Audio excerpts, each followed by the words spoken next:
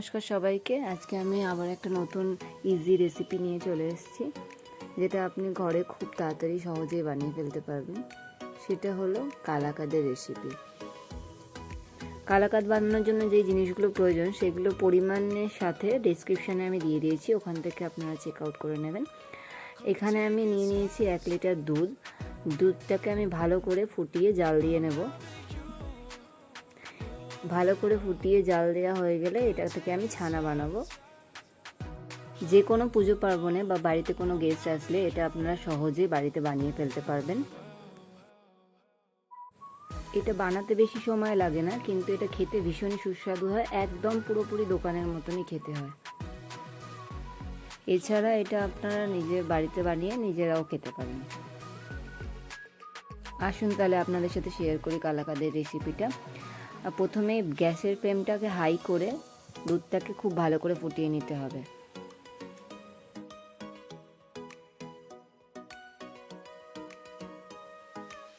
দেখতে পাচ্ছেন আপনারা, দুধটা খুবই ভালো করে ফুটে গেছে। এবার আমি গ্যাসের ফ্লেমটাকে বন্ধ করে দেবো। 2 থেকে 3 মিনিট আমি দুধটাকে ঠান্ডা করে নেব, তারপরে ছানাটা কাটিয়ে নেব। গ্যাসের ফ্লেম অন করে যদি আমি ছানাটা কাটাই তাহলে এখানে ছানাটা শক্ত হয়ে যাওয়ার সম্ভাবনা থাকে, তাই আমি ওটা বন্ধ করে ঠান্ডা করে নিয়েছি।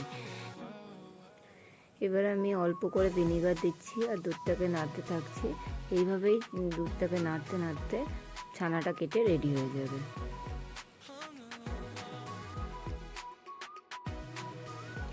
ছানাটা কাটতে শুরু হয়েছে, কিন্তু এটাতে আর একটুখানি ভিনিগারের প্রয়োজন আছে, তাই আমি আর একটুখানি ভিনিগার এর মধ্যে দিয়ে নেব।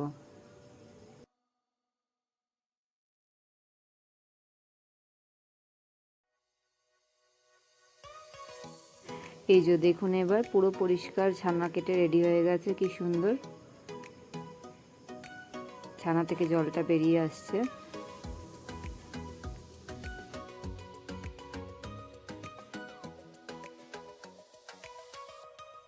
এবার আমি ছানা থেকে জলটা আলাদা করে বের করে নেবো একটা ছাঁকনি দিয়ে ছেঁকে।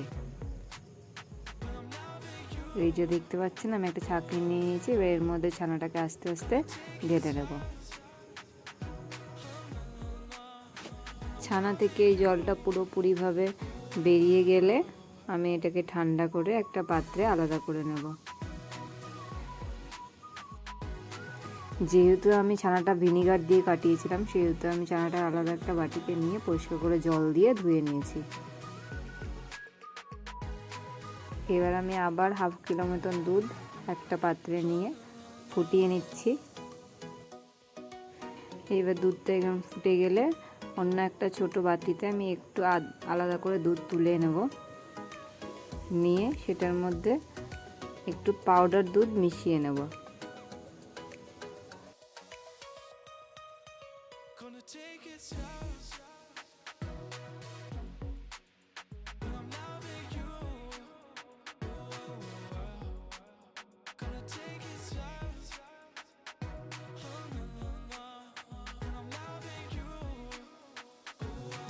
এবার কড়াতে যেটুকুনি দুধ ছিল ওটাকে আমি জাল দিয়ে দিয়ে একটু গাঢ় করে নেব।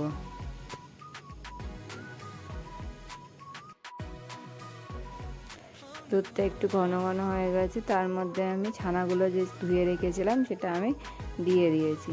এবার ছানাটা দিয়ে এখানে অনবরত নাড়তে থাকতে হবে যাতে নিচে না লেগে যায়।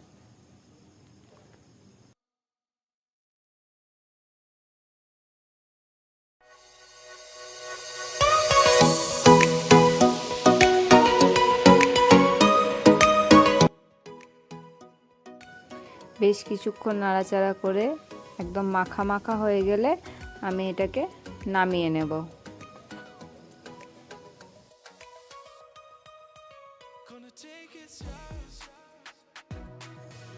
এটা এবার মাখা মাখা হয়ে গেছে।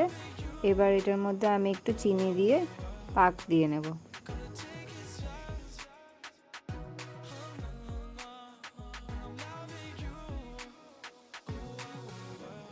ব্যাস, চিনিটা মিশিয়ে দিয়েই এবার আমাদের কালাকাঁদের পুরো সন্দেশটা রেডি হয়ে গেছে। এবার এটাকে আমি একটা পাত্রে ঢেলে ঠান্ডা করে নেব।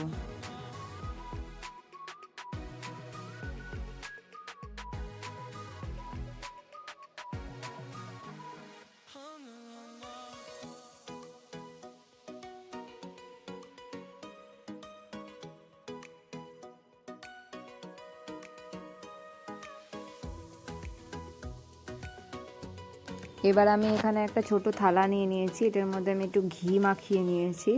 ঘি মাখিয়ে নিলে কালাকাঁদটা উঠতে সুবিধা হবে। এবার আমি এখানে কালাকাঁদের পাক দেওয়া সন্দেশটা ঢেলে নিচ্ছি সুন্দর করে।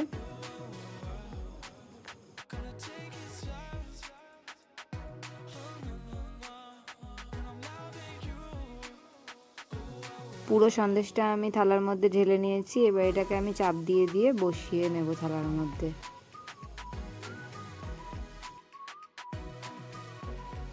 দেখতেই পাচ্ছেন কি সুন্দর কালাকাঁদটা থালার মধ্যে পরিষ্কারভাবে বসে গেছে। এবার আপনারা কালাকাঁদটাকে ওপর থেকে ডেকোরেট করার জন্য পেস্তা বাদাম কুচিয়ে দিতে পারেন, কিন্তু আমার ঘরে পেস্তা ছিল না, কাজু ছিল, তাই আমি কাজুই একটু পেস্ট করে দিয়ে দিয়েছি। তো এই ছিল আজকে আমার কালাকাঁদের রেসিপি। ভালো লাগলে অবশ্যই চ্যানেলটা লাইক, শেয়ার অ্যান্ড সাবস্ক্রাইব করে দেবেন। আর দেখা হচ্ছে অন্য একটা ভিডিওতে। আজকের জন্য টাটা, বাই বাই।